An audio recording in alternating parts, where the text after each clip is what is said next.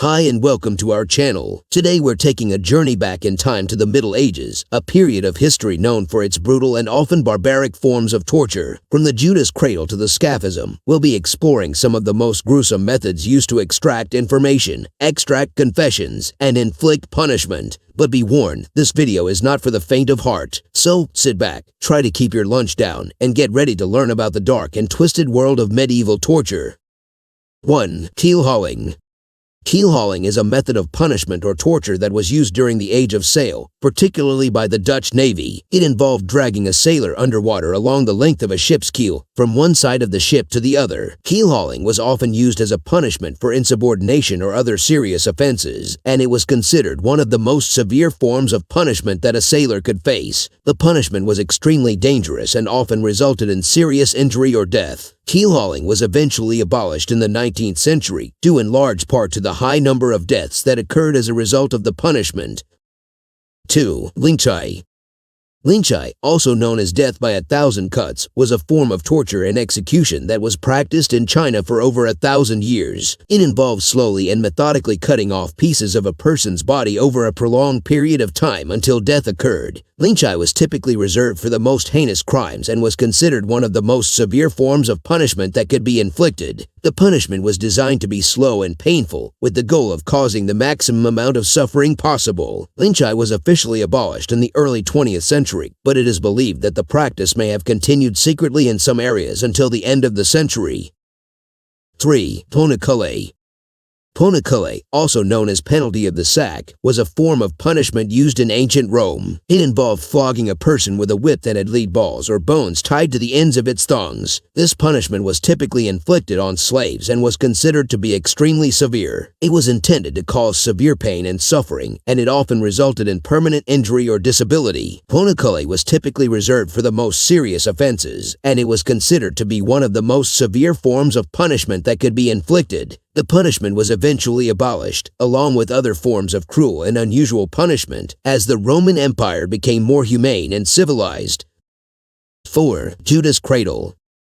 The Judas cradle was a torture device that was used in the Middle Ages and early modern period. It consisted of a pyramid-shaped stool or saddle with a pointed spike on top. The victim would be stripped naked and placed on the stool or saddle with the spike penetrating their anus or genitalia. The victim would then be left to hang or be slowly lowered onto the spike, causing excruciating pain and potentially leading to injury or death. The Judas cradle was often used as a form of punishment for a variety of offenses, including heresy, adultery, and homosexuality. It was considered one of the most painful and degrading forms of torture and was eventually abolished along with other forms of cruel and unusual punishment.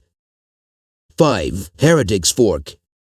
The heretic's fork was a torture device that was used in the Middle Ages and early modern period. It consisted of a metal fork with two prongs that was attached to a collar or harness. The victim would be forced to wear the collar with the fork facing upwards, and the prongs would be placed under the chin. The victim would then be left in a standing position, unable to move or lie down to sleep. The prongs would dig into the flesh if the victim tried to lower their head, causing severe pain and eventually leading to death by starvation or exhaustion. The heretic's fork was typically used as a form of punishment for individuals accused of heresy, blasphemy, or other forms of religious apostasy. It was considered a particularly cruel and inhumane form of torture and was eventually abolished along with other forms of cruel and unusual punishment. 6. Rat torture. Rat torture is a form of torture in which a rat is placed in a container with a victim and the container is sealed. The rat is often starved for several days prior to the torture in order to increase its aggression. The victim is then subjected to the stress and fear of the rat biting and clawing at them, often causing severe injury or death. Rat torture was used throughout history as a way to extract information or confessions from prisoners, and it was considered to be a particularly cruel and inhumane form of torture. It is not clear when or where rat torture was first used, but it has been documented in various parts of the world, including Europe, Asia, and the Middle East. Rat torture is now considered a barbaric and illegal form of punishment, and it is no longer practiced in any civilized societies. 7. Scaphism.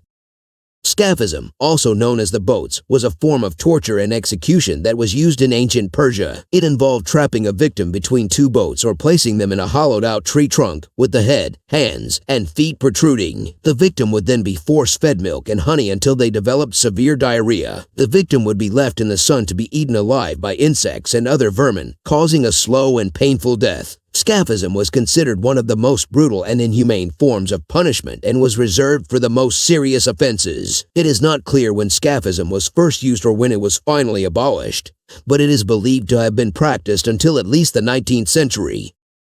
8. Gridiron.